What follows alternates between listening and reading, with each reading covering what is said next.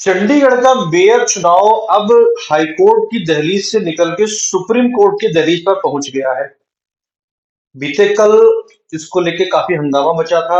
नगर निगम के पास में sector 17 police station पर गठबंधन के दोनों गठबंधन के पार्षद और नेतागण वहां पहुंचे थे और एक शिकायत दर्ज कराई गई थी जो प्रिजाइडिंग ऑफिसर थे अनिल मसीह के खिलाफ में वहां पर।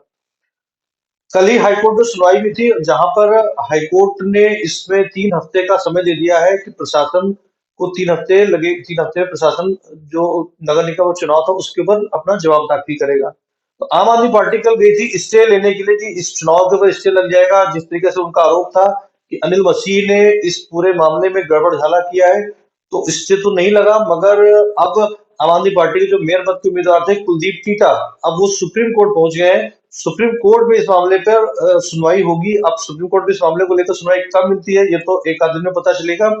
मगर आम आदमी पार्टी के चंडीगढ़ इकाई के पूर्व अध्यक्ष प्रेम गर्ग ने भारतीय जनता पार्टी के नेताओं को चैलेंज दे दिया है कि जहां पर भी आपकी इच्छा हो डिबेट कर ले, खुले मंच पर आकर आप मेरे से आप डिबेट कर सकते हैं।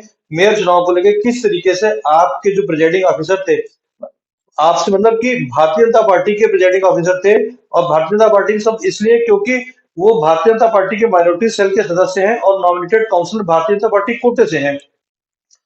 उनका आरोप है कि मतलब गठबंधन के नेताओं का आरोप है कि प्रिजाइडिंग ऑफिसर जो अनिल मसीह थे उन्होंने जानबूझ करके जो 8 पार्षदों के वोट थे उस पे क्रॉस निशान लगाया जिससे वोट इनवैलिड हो गए।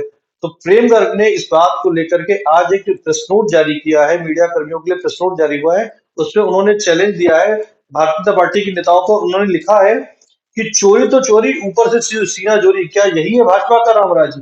रामराज की बात इसलिए याद दिलाई जा रही है क्योंकि अभी पिछले महीने 22 तारीख को राम मंदिर का उद्घाटन हुआ है, शिलान्यास हुआ है।